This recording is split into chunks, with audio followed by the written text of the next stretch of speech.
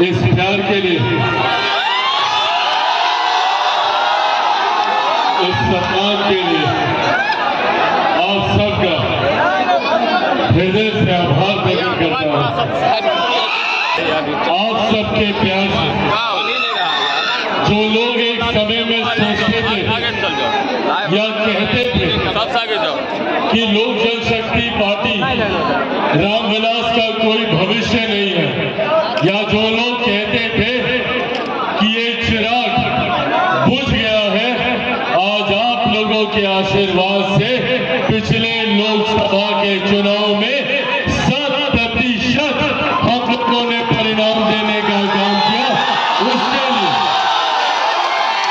उसके लिए मैं बिहार की जनता का, आप सबका हृदय से आभार प्रकट करता हूं।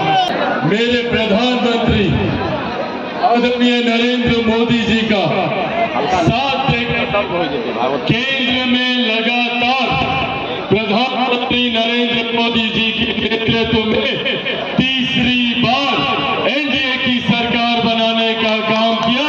उसके लिए आप सबका आभार, आप सबका धन्यवाद।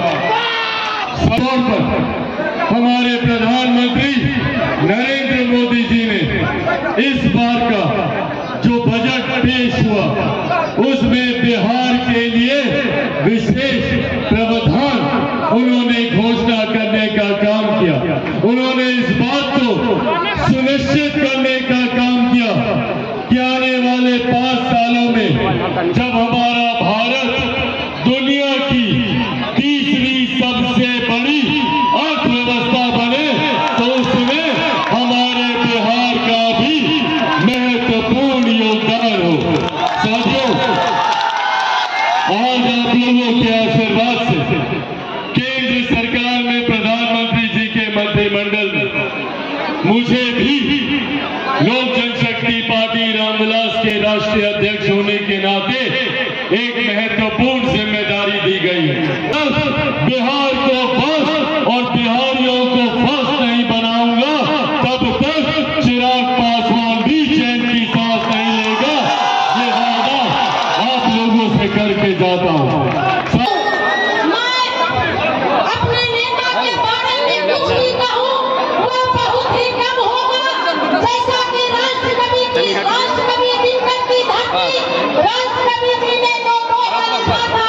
चुनाव के बाद जब से मुझे नई जिम्मेदारी मिली थी केंद्र में प्रधानमंत्री जी के द्वारा, मुझे केंद्रीय मंत्री की जिम्मेदारी मिलने के बाद जरूर इन कार्यक्रमों में थोड़ी कमी आई थी, पर इसके बाद पुनः उसी सिलसिले को हम लोगों ने शुरू किया है और वापस से लगातार बिहार के अलग अलग विधानसभाओं में लोक जनशक्ति पार्टी रामविलास के कार्यक्रम आयोजित होते रहेंगे। इसी तरीके से जनता के बीच रहकर उनके साथ जुड़कर उनकी समस्या का समाधान केंद्रीय स्तर पर, राज्य के स्तर पर करने का कार्य लोक जनशक्ति पार्टी रामविलास करेगी। इसकी शुरुआत बेगूसराय के मटिहानी से हम लोगों ने की। जैसा अपने संबोधन में भी मैंने कहा कि 2020 में मटिहानी विधानसभा वो विधानसभा है जो विपरीत परिस्थितियों के बाद भी हम लोगों ने जीतने का काम किया। ऐसे में बेगूसराय के मटिहानी से हम लोगों ने इसकी शुरुआत की है। आने वाले दिनों में बिहार की अलग अलग विधानसभाओं में कोशिश है कि चुनाव से पहले 243 सारी की सारी विधानसभाओं को हम लोग कवर कर सकें। इस सोच के साथ आज से पुनः हम लोगों ने जनसंपर्क अभियान की हम लोगों ने शुरुआत की। कुछ ठीक ठाक बिहार में नहीं चल पा है। विपक्ष चाहता है, बिहार में विपक्ष का सपना है, पर मैं बता दूं कि विपक्ष का ये सपना कभी पूरा नहीं होगा। एनडीए गठबंधन एकजुट है, मजबूती से न सिर्फ ये 5 साल, न सिर्फ अगले विधानसभा के बाद हम लोग एनडीए की सरकार बनाएंगे, न सिर्फ ये 5 साल का कार्यकाल हम लोग पूरा करेंगे, बल्कि 2029 में भी एनडीए गठबंधन ऐसे ही चुनाव लड़ेगा और 29 की सरकार भी प्रधानमंत्री नरेंद्र मोदी जी के नेतृत्व में ही बनेगी।